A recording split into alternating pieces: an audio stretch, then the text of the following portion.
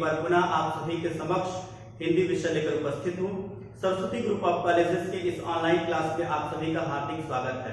मित्रों, हम लोग बीए भाग 1 हिंदी विषय के अंतर्गत द्वितीय प्रश्न पत्र का अध्ययन कर रहे हैं और आज का विषय जो है, आज का टॉपिक है निबंध अशोक के फूल। ये निबंध संग्रह का दूसरा निबंध है। पहला निबंध है करुणा, दूसरा निबंध है अशोक के फूल। अशोक के फूल निबंध के जो रचनाकार हैं वो आचार्य हजारी प्रसाद द्विवेदी जी हैं। आचार्य हजारी प्रसाद द्विवेदी जी को हम सभी अच्छे से जानते हैं। इसके पहले की कक्षाओं में भी उनके निबंधों का हमने अवश्य अध्ययन किया होगा। उन्होंने भारतीय संस्कृति को अपने ही नजरिए से देखा है और उनके निबंधों में उनके व्यक्तित्व की छाप स्पष्ट रूप से दिखाई देती है। अशोक के फूल निबंध की विशेषताएं क्या हैं, सारांश क्या है, इसे हम समझते हैं। सबसे पहले हम जानते हैं कि भारतीय संस्कृति में अशोक के फूल की चर्चा कहां से शुरू होती है। आचार्य हजारी प्रसाद द्विवेदी कहते हैं कि महाकवि कालिदास से पूर्व भी भारतीय समाज और संस्कृति में अशोक के फूलों के बारे में बाकायदा जाना जाता होगा, लेकिन इसकी सबसे विशद चर्चा, इसके महत्व पर प्रकाश डालने का कार्य किया महाकवि कालिदास जी ने। कालिदास जी के बाद उनके साहित्य में जब अशोक के फूलों को महत्व दिया गया, अशोक के वृक्ष को महत्व दिया गया, तब से यह एक परंपरा चल पड़ी। अब यह अशोक के फूलों की चर्चा आई कहां से इसको महत्व मिलना शुरू हुआ।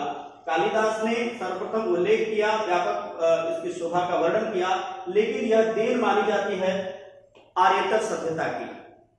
भारत के गौरवशाली इतिहास में अनेक जातियां भारत में रहने के लिए आई, उनके संस्कृति का हमारे देश के ऊपर प्रभाव पड़ा, तो एक सांस्कृतिक प्रवाह हमेशा हमारे देश में चलता रहा।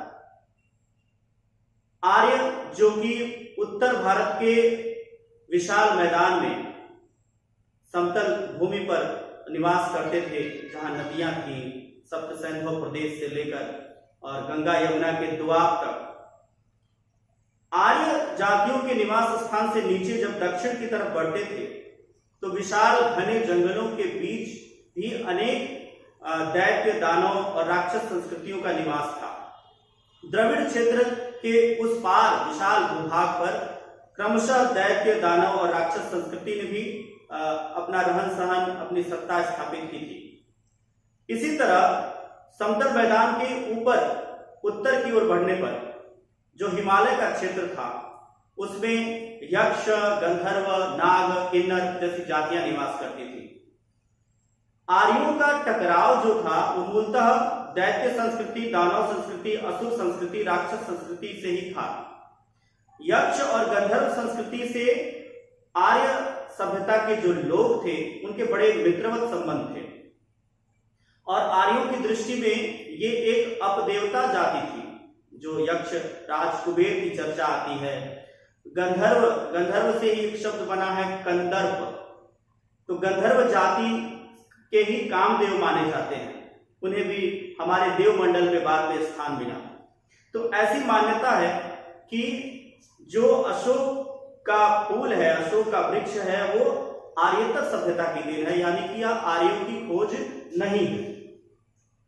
अब हम संस्कृति के प्रवाह में अशोक के फूल की भूमिका को देखते हैं। जैसा कि मैंने बताया कि यह आर्यतर सभ्यता की देन है, तो अशोक के फूल, अशोक के वृक्ष का अधिष्ठाता माना जाता है कंदर्प देवता को। कंदर्प देवता यानी कामदेव। कामदेव के जो कामदेव के पर्यायवाची शब्द हैं वो है मदन, मनोज, मार भी कहा जाता है। तो कामदेव को वासना का देवता माना जाता है, काम का देवता माना जाता है। जो संतानार्थिनी स्त्रियां होती थी प्राचीन काल में, जो संतान की इच्छा रखती थी, वो त्रयोदशी के दिन अशोक के वृक्ष के 8 पत्तों का सेवन करके उसके अधिष्ठाता देवता यानी कामदेव की कुमकुम, चंदन, अबीर, गुलाल के साथ पूजा करती थी और अशोक के वृक्ष में जो लाल फूल लगे होते थे उन्हें अपने सुनुपुर पैरों से आघात करती थी, यानी कि वो घुंघरू या पायल पहने हुए उन फूलों को आघात करती थी। जब वो फूल झड़ जाते थे तो वो उन फूलों को उठाकर और पास में ही एक विशेष आसन पर, स्फटिक आदि के आसन पर बैठाए गए अपने स्वामी या प्रिय को या पति को उसके चरणों में वो फूल चढ़ा देती थी। और ऐसी मान्यता थी कि ऐसा करने से उनको संतान की प्राप्ति हो जाएगी।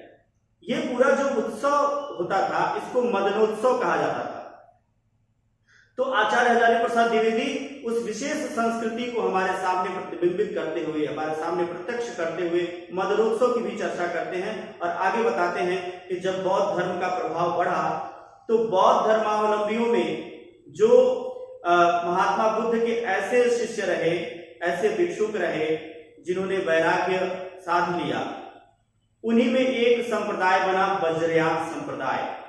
वज्र का मतलब कठोर, यान का मतलब मार्ग। तो कठोर मार्ग के जो साधक हुए बौद्ध धर्म में, वो आगे चल के तांत्रिक पद्धति के करीब पहुंच गए और उन्होंने भोग और योग दोनों को अपनाया। तो उस काल तक अशोक के फूलों का विशेष महत्व बना रहा, लेकिन संस्कृति की धारा तो प्रवाहमान रहती है।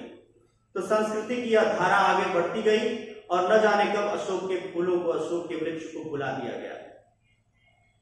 आचार्य हजारी प्रसाद द्विवेदी कहते हैं कि कितने समाज ढह गए, सामंत उखड़ गए, मनुष्य की जो जिजीविषा है, अदम्य जिजीविषा, जीवनी शक्ति है, वो आगे बढ़ती गई और अशोक कहीं पीछे छूट गया। तो मनुष्य की अदम्य जीवनी शक्ति का संस्कृति से क्या संबंध है? आचार्य हजारी प्रसाद द्विवेदी जी कहते हैं कि जब हम विशुद्ध संस्कृति की बात करते हैं तो यह बात बेमानी है, व्यर्थ है। संस्कृति कभी विशुद्ध हो ही नहीं सकती। अगर वो विशुद्ध होगी तो जड़ हो जाएगी, सड़ जाएगी, जैसे पोखरे का पानी सड़ जाता है।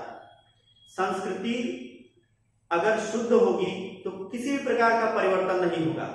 आज अगर हम व्हाइट बोर्ड पे अध्ययन कर रहे हैं तो यह सांस्कृतिक बदलाव का ही परिणाम है। अगर एक ही जगह संस्कृति रुक गई रहती तो आदिमानव की ही तरह रहता। तब जो प्राचीन भारत के वेशभूषा थे, आभूषण थे, वही रहते, जो बर्तन थे वही रहते। समय के साथ बर्तन बदले, वेशभूषा बदली, रहन सहन बदला, भाषा बदली, धर्माचार बदले, विश्वास बदले, उत्सव भी बदले। आज अलग अलग नए उत्सव भी जुड़ते जा रहे हैं। तो संस्कृति जब प्रवाहमान रहती है, जब वह नई चीजों को स्वीकार करती है, तभी उसकी सुंदरता भी बनी रहती है। वेदों का ही एक वाक्य है, आनु भद्रा कृतुओ यंतु विश्वतः, दुनिया भर के श्रेष्ठ विचारों तुम आओ हमारे पास, हम तुम्हें स्वीकार करेंगे। हमने अलग अलग संस्कृतियों की अलग अलग अच्छाइयों को स्वीकार किया है और भारतीय संस्कृति की यह सबसे बड़ी विशेषता है। आज के परिवेश में जब कट्टरपंथी तत्व सांस्कृतिक शुद्धता की बात करते हैं तो यह केवल एक अज्ञानता है और इस तरह की बात संभव नहीं। इस प्रकार हमने देखा कि अशोक के फूल निबंध में आचार्य हजारी प्रसाद द्विवेदी ने किस तरह अपने विचारों को रखा। आगे वो बताते हैं कि अशोक अपनी मौज में है। जब हम अशोक के फूल निबंध का मूल्यांकन करते हैं तो हम पाते हैं कि मूलतः आचार्य हजारी प्रसाद द्विवेदी ने अशोक के फूलों के बहाने भारतीय संस्कृति की अविरत धारा को दर्शाया। जैसे गंगा नदी अपने में तमाम अच्छाइयों और बुराइयों को समाहित करके उसे हजम करते हुए आगे प्रवाहमान रहती है। एक पंक्ति आती है कि उद्गम विमुख नदी हो जाती, सागर स्वागत को तैयार, वेगवती बहती जाती, वह होते तुच्छ प्रतिबंध बेकार। तो समय की अड़चने कुछ ऐसी आती हैं, लेकिन संस्कृति की अविरल धारा मनुष्य की अदम्य जिजीविषा से प्रवाहित होती रहती है। शुद्ध केवल मनुष्य की अदम्य जीवनी शक्ति है।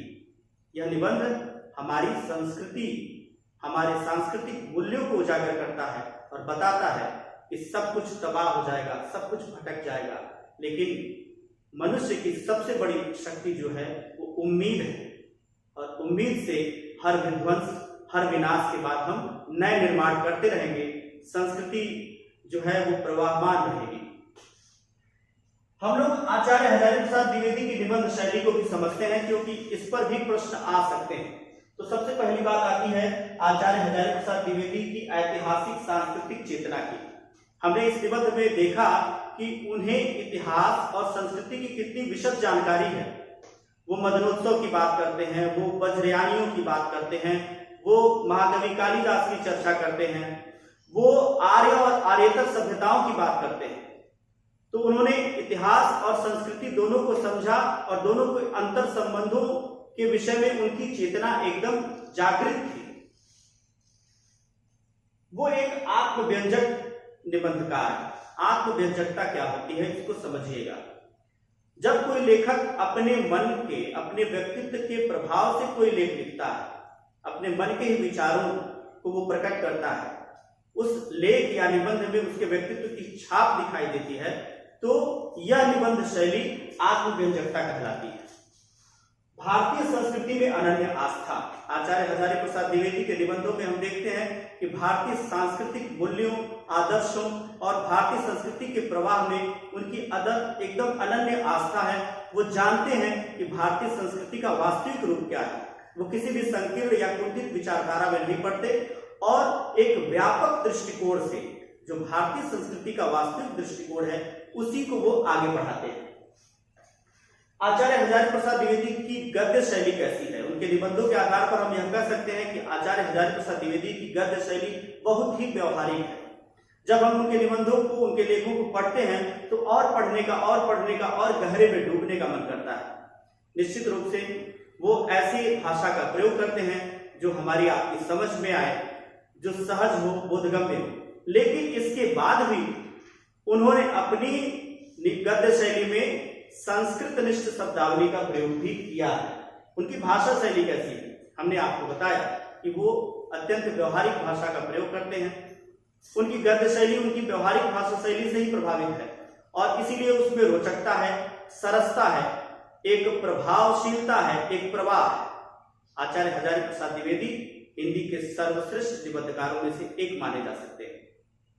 आज की कक्षा में बस इतना ही। बहुत बहुत धन्यवाद।